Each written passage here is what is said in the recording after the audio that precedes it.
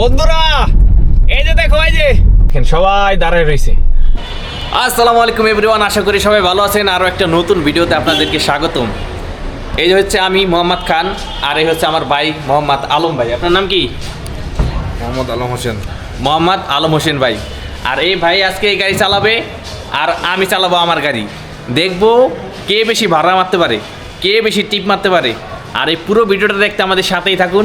আর এখন বাজে হচ্ছে 1:39, অলরেডি 1:39 বাজে।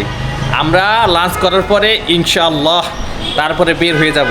কে বেশি ভাড়া মারতে পারে শেষ পর্যন্ত দেখতে অবশ্যই আমাদের সাথেই থাকবেন। আপনি কি তৈরি? ইয়েস।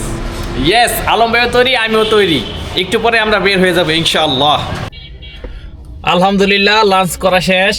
আর এখন এই যে অনলাইনে যাব, এই যে অনলাইনে গেলাম, এটা হলো ওভারে অনলাইনে গেলাম।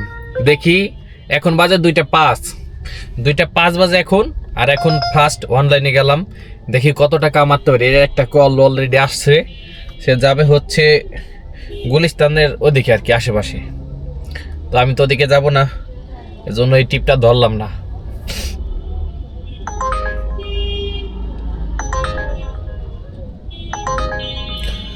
আরেকটা কল আসছে, যাবে হচ্ছে দোলাইপাড়ের একটু ভিতরে আর কি, দোলাইপাড় থেকে একটু ভিতরে। তো এখানেও আমি যাব না, এই সাইডটা আমরা একটু অ্যাভয়েড করার চেষ্টা করি। কারণ হলো ওদিকে গেলে গাড়ি রাখা যায় না, আর দ্বিতীয়ত ওদিকে প্রচুর পরিমাণে জ্যাম থাকে। আবারও আসতেছে, আবারও আসে, সে একই কল আসছে, যাবে হচ্ছে নারিন্দা, ঢাকা। তো এটাও আমি অ্যাভয়েড করব। দেখি এদিকের কোনো কল পাই কিনা ইনশাল্লাহ। আরেকটা কল আছে, যাত্রী আছে প্রায় 3.4 কিলোমিটার দূরে, যাবে হচ্ছে মিরপুর একের দিকে।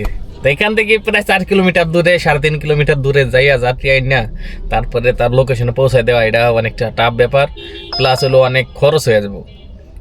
আলহামদুলিল্লাহ একটা কল ঢুকছে, অনেকক্ষণ পরে পেলাম, কিন্তু যাত্রী তো অনেক দূরে আছে। যাত্রী যাবে হচ্ছে উত্তরা, যাত্রী অনেক দূরে আছে, যাত্রী আছে প্রায় আসাদ গেটের কাছে। তো এখন তাকে কল দিব, দেখবো সে থাকতে পারবে কিনা, ওয়েট করতে পারবে কিনা। আসসালামু আলাইকুম। ওয়ালাইকুম আসসালাম। আপনি কোথায় আছেন? আমি আদাবর আছি ম্যাডাম। ও, আদাবর আছেন?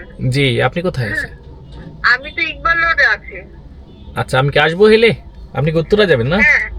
আর এই যে দেখেন শাহবাগের অবস্থা, পুরা এরিয়া জ্যাম হয়ে রয়েছে, বুঝছেন? এই কারণে, বিশেষ করে এই কারণে পুরান ঢাকার আশেপাশে যত এলাকা আছে প্রচুর জ্যাম হয়ে রয়েছে, এই কারণেই আর কি যাই না, নয়তোবা আমরাও যাই কম বেশি। তো আলম বাইরে এখন ফোন দিলাম, বললো যে তার গাড়িতে একটু প্রবলেম হয়েছে আর কি, গ্যাস বের হয়ে যাইতেছে। তো এখন গ্যাস মিস্ত্রির কাছে যাবে, তারপরে এটা ঠিক করবে, সিল অথবা কিছু কেটে গেছে, সিল মনে হয় কেটে গেছে। তো এটা ঠিক করার পরে সে বের হতে পারবে।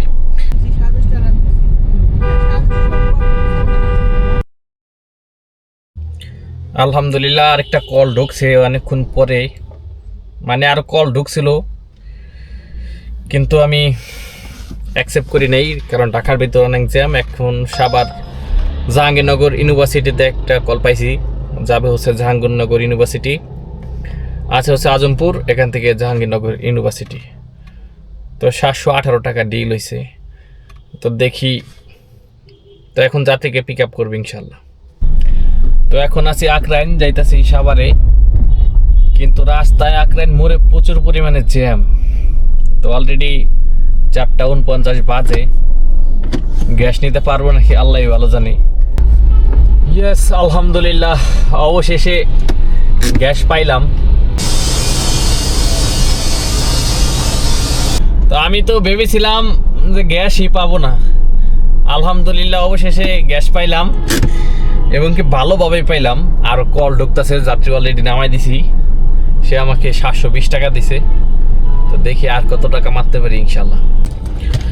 বন্ধুরা গ্যাস নিতে নিতে আরেকটা কল ঢুকে গেছে, যে পিক আপ করতে যাবে ইনশাল্লাহ। বন্ধুরা এই যে দেখো, এই যে পাঠাতে একটা কল ঢুকছে, আবার একটা কল ঢুকছে। আজকে খুবই ভালো বাজার, আলহামদুলিল্লাহ খুবই ভালো। মানে 700 টাকার কল, একটু আগে একটা কল ঢুকছিল, ওইটা আমি কেটে দিছি। আমি যেতে পারবো না দেখে, যাত্রী অনেক দূরে আছে, তাই আবার একটা কল ঢুকছে, ওইটা আমি পিক আপ করতে যাইতেছি জাহাঙ্গীরনগর বিশ্ববিদ্যালয় গেটের এখানে। আর আগে যাত্রী ওইখানে নামার কথা ছিল, কিন্তু ওই গ্যাস পাম্পেই নেমে গেছে, তার পরিচিত একজন লোক পাইছে দেখা। তো এখন ওই যাত্রীকে পিক আপ করতে যাইতেছি, এর ভিতরে পাঠাতে কল ঢুকতেছে, আর ইনডিরাইভে তো প্রচুর কল ঢুকতেছে সাভার এলাকায়। এখন যদি আমি ওই যে যাইতাম, কি বলো ওইটাকে, স্টাফ কোয়ার্টার যাইতাম, তাহলে এটা আমার পসিবল হতো না, লস হইতো। এই যে দেখো কলের পরে কল ঢুকতেছে, কলের পরে কল ঢুকতেছে, কিন্তু এখন আর আমি ধরবো না, যেহেতু আমি একটা অ্যাকসেপ্ট করছি আর এটা আমার জন্য সহজ। আপনাদের একটা জিনিস দেখাই, সাভার এলাকায় আইছি, মনে করেন ঈদের মতন ছুটি, এরকম একটা অবস্থা। দেখেন সবাই দাঁড়ায় রয়েছে, হ্যাঁ গাড়ির লেগা সবাই দাঁড়ায় রয়েছে, যে কোনো গাড়ি লোকাল ভাবে হোক আর যেইভাবে হোক। তাহলে কল পাবো না কেন, কল পাবো না কেন? এই এলাকায় আইসি মানে হট জোনে আইসি। দেখেন এত মানুষ, আমি তো মানে কখনো দেখি নাই যে এক লগে এত মানুষ। না আমার লোক আছে, জাতি আছে।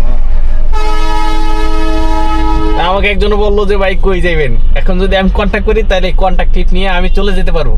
কিন্তু এখন দেশের যে পরিস্থিতি, এই পরিস্থিতিতে কোনো কন্ট্যাক্ট টিপ কিংবা আজে বাজে ভাড়া নেওয়া যাবে না। প্রয়োজনে বইয়া থাকবেন। আজকে তো বাম্পার ফোন ধরেন না কে? হ্যাঁ কল আইতেছে, কল ধরেন না কে? না ধরবো না তো, কে পরে ধরি। অনেক হটজন বানিয়ে ধরবেন। ভালো দেখে ধরি। কল আমি এখনই আসলাম না, কল প্রচুর কল, আপনি কল মাইরে হাত পারবেন না। আমি এখন আসলাম সাভার ঢাকা থেকে। খালি নিয়েছেন না লোক? না লোক নিয়ে আসছি। এত বাইক গেলে গিয়েছে আপনার? আমি 1500 টাকা নিয়ে এসেছি। কোন জায়গা থেকে? সচিবালয়ের সামনে থেকে। তাতে ভালো ভাড়া নিয়েছেন, এখন একটা 1000 টাকা নিয়ে যেতে পারবেন কমপক্ষে। আমি একটা 1900 টাকা দেখছি, এটা পাচ্ছি না, এটা আবার ধরতে দেখি দেয় কিনা। ও এই অবস্থা, ওই জন্য আমি ধরতেছি না। না চিটাগাং রোড 1900 টাকা আসছে, কিন্তু ওটা আবার দেখতেছি না। সব মিলে হইলো কত? প্রায় 4-5 হাজার হয়ে গেছে। 5000 টাকা পাবো। দেখেন আরেকটা বার নিয়ে হলে কালকে নামাল লইব কি? দেখি তাই কাকুর লোক কথা কইলাম, কাকু এই পর্যন্ত মনে করেন 5000 টাকার মতো মাইরে গেলেছে সকাল থেকে। কিন্তু আজকে বাজারটা আমি সকালে না বের হইয়া খুব মিস করছি। আমি অনেক দেরিতে বের হয়েছি, আজকে উচিত ছিল সকালে বের হওয়া, তাইলে আশা করা যায় 5000-6000 টাকা মারা যাইতো ইনশাল্লাহ। তারপরে দেখি, আমি চেষ্টা করবো আজকে আর কত টাকা ইনকাম করা যায়। প্রয়োজনে আমি রাত 12টা পর্যন্ত গাড়ি চালাবো ইনশাল্লাহ। রাস্তায় এত জ্যাম, একটা গলিতে আমরা ঢুকছিলাম, উত্তরা যাবো আর কি, ওখান দিয়ে তাড়াতাড়ি হয়, কিন্তু ওখানে ঢোকার পরে দেখি ওই রাস্তা পুরোটা ব্লক। সামনে একটা কালভার্টের মনে হয় কিংবা রাস্তার কাজ চলতেছে, ওই কাজ শেষ হবে তারপরে আমাদের ছাড়বো। তারপরে গাড়ি ঘুরে আবার মেন রোডে চলে আসলাম, কিন্তু মেন রোডেও ভয়াবহ অবস্থা। আপনাদেরকে আমি দেখাইতেছি কি পরিমাণে জ্যাম। আলহামদুলিল্লাহ যাত্রী নামাই দিলাম, ভাড়া আইছে 1663 টাকা, সে আমাকে 1700 টাকা দিছে। প্রচুর পরিমাণে জ্যাম ছিল, যাত্রীকে বলে দেখাইছিল 1000 টাকার মতো আসতে পারে। তো এখন 1663 টাকা বাড়াইছে, 1700 টাকা দিছে। মানে আবার কি পরিমাণে কমিশন কাটে তা বলার জন্য আবার ক্যামেরাটা অন করলাম। ভাড়া আইছে 1664 টাকা না কি যেন বললাম আর কি, যাক 60 টাকার ভিতরে। তো ওখান থেকে আমাকে দিয়েছে 1254 টাকা। আলহামদুলিল্লাহ আরেকটা কল পাইছি, যাত্রী যাবে হচ্ছে মনেশ্বর রোড, মানে ধানমন্ডি, উত্তরা 4 নম্বর সেক্টর থেকে ধানমন্ডি।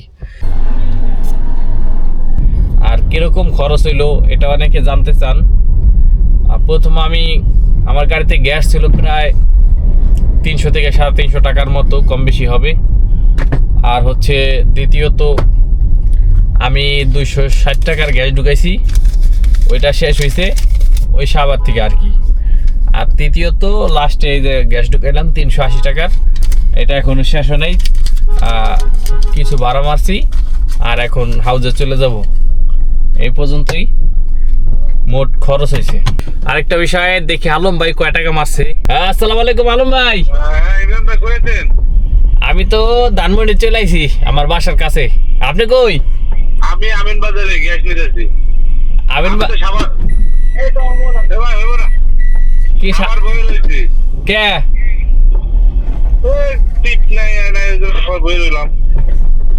কোন কি টিপ নাই? না খালি গাড়ি আইছি। খালি গাড়ি আইছেন? ইন্নানিল্লাহ। আর আমাকে ওই আমার পাশে একটা মুরব্বী আছিল, ওই মুরব্বী 2000 টাকা 1900 টাকার কল পায়, মুরব্বী মনে করেন কল আর কল, আর আমিও তো কল আর কল। আমি তো একটা ধরে নিয়ে এলাম কোন রকম। তো কয়টা আছেন সব মিলা? 2100 টাকা মারছি। এ আল্লাহ, যাক আল্লাহ সবাই বরকত দান করুক আল্লাহর রহমতে। আপনি কত পারছেন? আমি তো 4000-এর কাছাকাছি মেরে লেছি আলহামদুলিল্লাহ। ভালো করছেন। আমি তো আলহামদুলিল্লাহ আলম ভাই মাছ হলো 2200 টাকা মারতে পারে নাই, 2200 টাকার মতো আর কি, কম বেশি। কিন্তু আমি মাছে 3800 টাকার বেশি, মানে 4000 টাকার কাছাকাছি আলহামদুলিল্লাহ। তো অবশ্যই ভিডিওটা ভালো লাগলে লাইক কমেন্ট শেয়ার করবেন, আর অবশ্যই চ্যানেলটা সাবস্ক্রাইব করবেন। আসসালামু আলাইকুম।